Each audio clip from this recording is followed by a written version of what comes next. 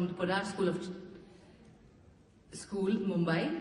And let us clap very loudly.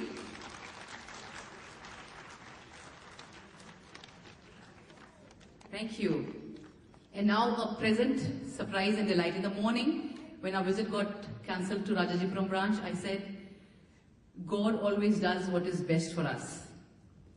And I'm about to announce the most powerful speaker we could have had for this gathering. Dr. Sunita Gandhi, founder of the Council for Global Education. Inspired by the philosophy of Mahatma Gandhi and the educational perspectives of Maria Montessori, Dr. Gandhi's parents founded City Montessori School in Lucknow, India. In 1959, Gandhis began CMS with $10 in borrowed capital, 5 students, and a vision to teach for peace and create world-minded citizens. In turn, Sunita Gandhi was inspired by her parents' vision from the earliest childhood. A student of CMS school, Sunita Gandhi obtained a PhD from Cambridge University, UK on 3 merit-based scholarships. Sunita Gandhi spent 10 years subsequently at the World Bank in Washington, D.C., USA, passing the toughest international selection process to join the World Bank's prestigious YP program. This led her to take on managerial roles within the World Bank at a young age. 10 years later, she was awarded the Most Outstanding Contribution to Development award by the President of the World Bank. Her work included issues of education, women, and participatory development. Sunita Gandhi co-founded the Council for Global Education based in Washington, D.C., USA, a non-profit to help education develop a new focus and a new curriculum for education in the next century, because as Dr. Sunita puts it, education needs change in direction, not just change. For the past 6 years, at the request of her parents, Sunita Gandhi moved back to India. She has helped her mother with academics at City Montessori School. Besides promoting her own brand of education India-wide through her Nurture International School Affiliate Program, she supports the work of her father, Dr. Jagdish Gandhi, on world peace and world unity. Dr. Gandhi has traveled to and studied education systems in 34 countries. Besides her lab school, the City International School in Lucknow, India, Dr. Sunita Gandhi has founded and run her own schools in the Republic, in Iceland, where her methods were first implemented. Her Maxim class books and Empower assessments have now been adopted by over 900 schools nationwide in India. It is my proud privilege to present to this august gathering here, Dr. Sunita Gandhi.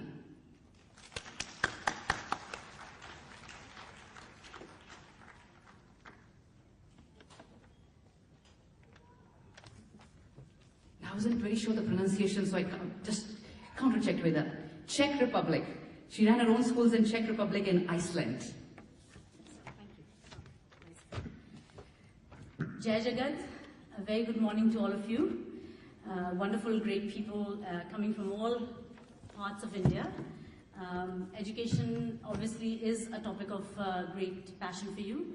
You've traveled all this way to engage your thoughts on this topic, and I think that it's nice that she praised me so highly and all that, but frankly I am myself feeling very lost in this truly and honestly, education is a very complex issue, and I don't think that any one of us can pretend to have all the solutions and all the answers.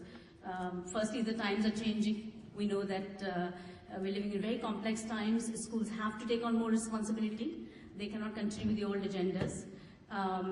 They have to provide the role not just of the content provider as in the educational curriculum that we teach, but also teachers have to become motivators, they have to become psychologists, they have to become managers of their classroom, an environmentalist the teacher has to be, and she has to play the role of a parent surrogate. So a lot more is required of school today, and times have changed. It's become very complex, parents also very demanding. What do you do? There's like a chaos and a mess out there, and you wonder which direction to take, what to do, what will help create schools of the 21st century.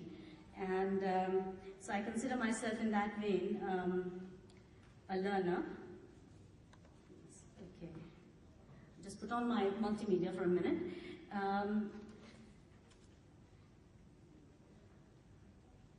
The important questions we look at pre-primary and primary stages are, in essence, how to preserve the curiosity and the creativity of our children, because we're losing all that, with very teacher-led environments, no time or very little time for children to really think, to be children, to enjoy their childhood and to learn from quiet times, from play times, from all these things. We rush so much through the educational curriculum that we give them very little opportunity to develop in the way we should.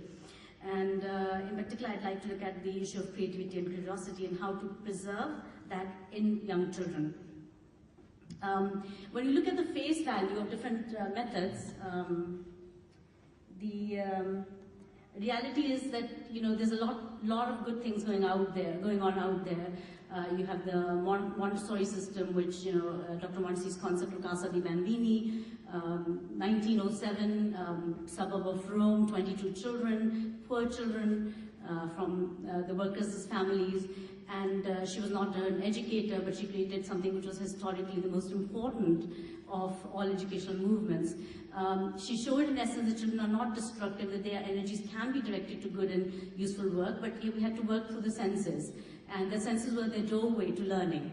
And she was a scientist, a doctor by training, and she was quite influenced by Froebel at the time and his work with the mentally retarded. So she started to put together her own observations, as a good scientist would, on education that really would link the child to his own reality. I think we have to, when we address the education of young children in particular, we have to address their own reality. And the reality is material, human and divine, as you probably heard over and again. The fact is that we are not engaging children in their complete reality, and Dr. Montessori's formula was one of those that actually meant to do that, though a lot of Montessori schools sometimes I should say become more like connected to materials only and the material aspects of the Montessori pedagogy, but in essence a very rich pedagogy that covers the entire gamut of a child's reality and covers the material, human and divine. In addition, the philosophies that are very, very interesting include, for me, the Waldorf system. I'm sure some of you know about this, or most of you know about this, and that is Dr. Rudolf Steiner's German, he was a philosopher, a thinker, and a priest, and he came up with the idea that spiritual life of the child mattered much more than concrete experiences. While Dr. Montessori talked about concrete experiences, he said, forget the concrete, deal with the spirit and the heart. And yet he had so many profound things to say about the child and learning at that early age, that I think the two, if they're combined, can produce something very, very interesting. We hear, of course, of Dr. Gardner's work, and all of us know about his MI theory, and that, for me, acts like an intellectual sort of framework that helps you sort of double-check on, are you doing enough of this and that, and the other interpersonal, the naturalist, and in particular, Waldorf does a very good job with the naturalist. It's also, imagination plays, this, free movement of the body, the realization of who we are, in connection to God, a lot of work with the ground, the nature, and I think really it's lovely that we can do that and continue to do that into the future with our children. I think we'll create or recreate what our, great pedagogists at the turn of previous century envisioned education to be. In these 100 years that have transpired since the last Renaissance education, really very little has happened in terms of reform or dramatic change. And I think 21st century, we didn't expect to be repeating the past. We didn't expect that we'll be doing, what we did in 20th century and what we did in 19th century. To a great extent, unfortunately, we're doing just that. And if anything, childhood is worse for children today than it was in our own childhood. So we have to think very deeply about change, not just about tinkering changes of what do I bring in? Do I bring in Montessori? Do I bring in Waldorf? Do I bring in MI? Do I bring in constructivism, inquiry basis, a gamut of ideas out there. And some of them seem so contradictory to each other. You wonder how will they ever work together. For example, we want to create collaborative classrooms. We want children to become good at working with each other. Montessori is wonderful for that. Kids, this Casa di Bambini concept, 3 ages mixed together. Wonderful for creating team spirit. But look at our current classrooms. They're all organized around competition, and we bring in some cooperative games or some kind of cooperative learning. It's going to have very, very little impact. So we have to think of dramatic changes, not just tinkering changes at the margins. Let's, lighten the size of the weight of the bag, or let's put in some, constructivism.